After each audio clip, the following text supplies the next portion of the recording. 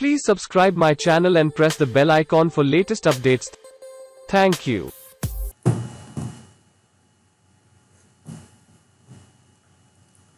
Results पे चलते हैं। 15+ रिजल्ट था आज अनाउंस हुए। सबसे पहले जो है वो संबा बैंक का हाफ ईयर का रिजल्ट था। सेकंड क्वार्टर में 45 पैसे की ईपीएस है। लास्ट ईयर के सेम क्वार्टर में भी 45 पैसे की ईपीएस थी। ओवरऑल हाफ ईयर की जो इसकी ईपीएस है वो 12 पैसे है। पिछले साल 70 पैसे इनकी हाफ ईयर की अर्निंग थी।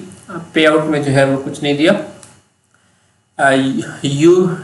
यूनिलीवर फूड का पाकिस्तान का भी हाफ ईयर का रिजल्ट था। सेकंड क्वार्टर में 151 रुपए 75 पैसे की ईपीएस आई है। पिछले साल सेम क्वार्टर में 141 रुपए 18 पैसे की ईपीएस थी।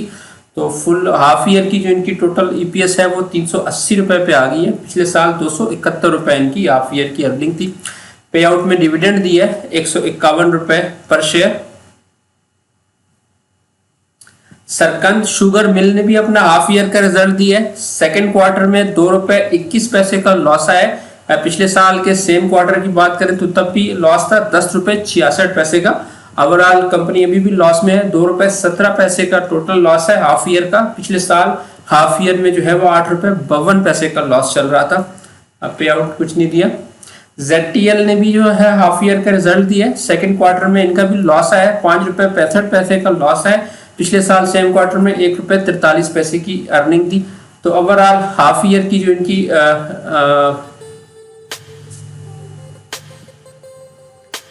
लॉस है वो 15 रुपए 56 पैसे पे पहुंच गए। पिछले साल 1 रुपए 95 पैसे की ईपीएस थी हाफ ईयर की। पे आउट जो है वो इन्होंने अनाउंस कुछ नहीं किया।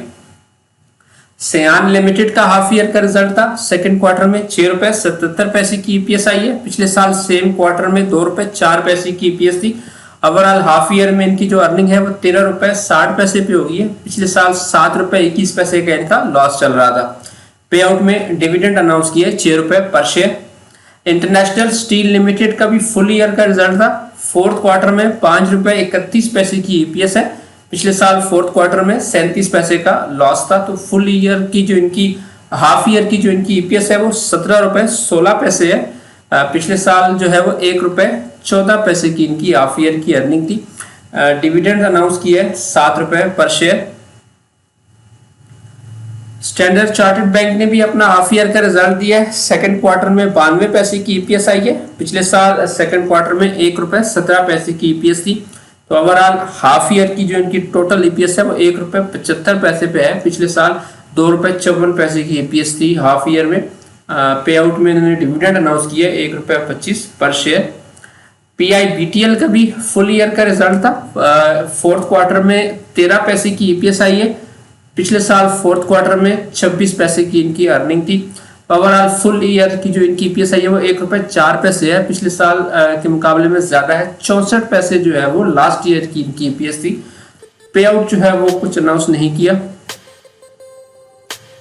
हबीब मेट्रोपॉलिटन बैंक ने भी अपना हाफ ईयर का रिजल्ट दिया है। सेकंड क्वार्टर में 2 रुपए 87 पैसे की ईपीएस आई है। पिछले साल सेकंड क्वार्टर में 2 रुपए 47 पैसे की ईपीएस थी। ओवरऑल हाफ ईयर की जो इनकी टोटल अर्निंग है वो 5 रुपए 94 पैसे पे आ चुकी है। पिछले साल 3 रुपए 93 पैसे की ईपीएस थी इनकी। पे आउट में इन्होंने भी डिविडेंड अनाउंस किया 2 रुपए पर शेयर। SPL का भी फुल ईयर का रिजल्ट था। फोर्थ क्वार्टर में 1 रुपए 66 पैसे की ईपीएस आई है। पिछले साल सेम क्वार्टर में 66 पैसे की ईपीएस थी। तो ओवरऑल फुल ईयर की जो इनकी ईपीएस गई है वो 5 रुपए 7 पैसे है। पिछले साल 2 रुपए 89 पैसे की जो है वो ईपीएस आई थी फुल ईयर की। पे आउट में इन्होंने डिविडेंड और बोनस दोनों अनाउंस किए हैं। 50 पैसे का इनका डिविडेंड है और 8% के इन्होंने बोनस शेयर इशू अनाउंस किए हैं।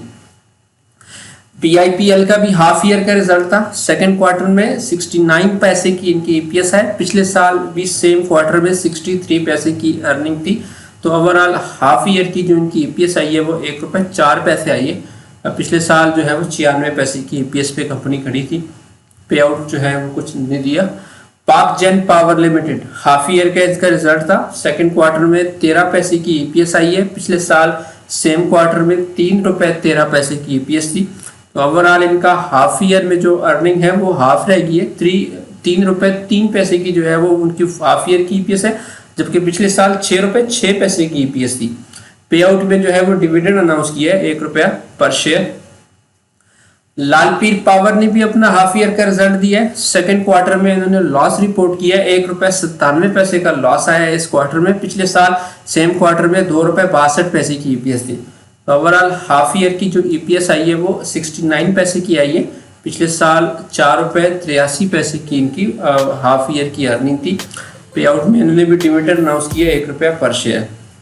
EFU जनरल इंश्योरेंस का भी हाफ ईयर का रिजल्ट था, ₹2.78 की ईपीएस आई है इस क्वार्टर की। पिछले साल के सेम क्वार्टर में जो है वो ₹3.54 की ईपीएस थी। तो हाफ ईयर की अगर ईपीएस देखी जाए तो ₹7.78 पे आ चुकी है। पिछले साल ₹7.11 की हाफ ईयर की अर्निंग थी।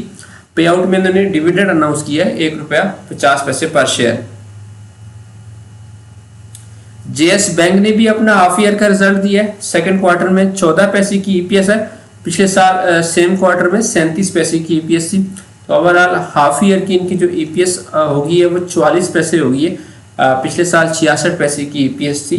पे आउट में जो है मैंने कुछ नहीं अनाउंस नहीं किया। बैंक अल फलाह लिमिटेड ने भी हाफ ईयर का रिजल्ट दिया है। सेकंड क्वार्टर में ₹1.95 की ईपीएस है।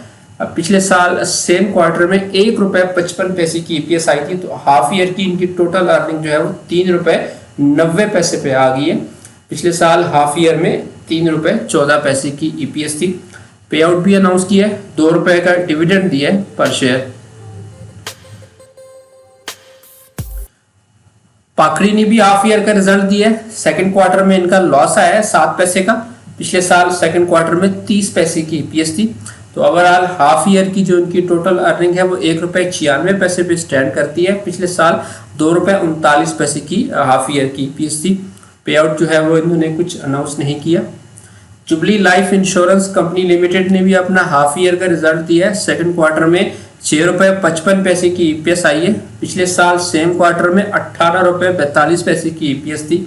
तो ओवरऑल हाफ ईयर की इनकी करंट साल की जो ईपीएस है वो ₹11.33 है। पिछले साल ₹16.16 की ईपीएस थी हाफ ईयर की। डिविडेंड इन्होंने भी अनाउंस किया है ₹3 पर शेयर।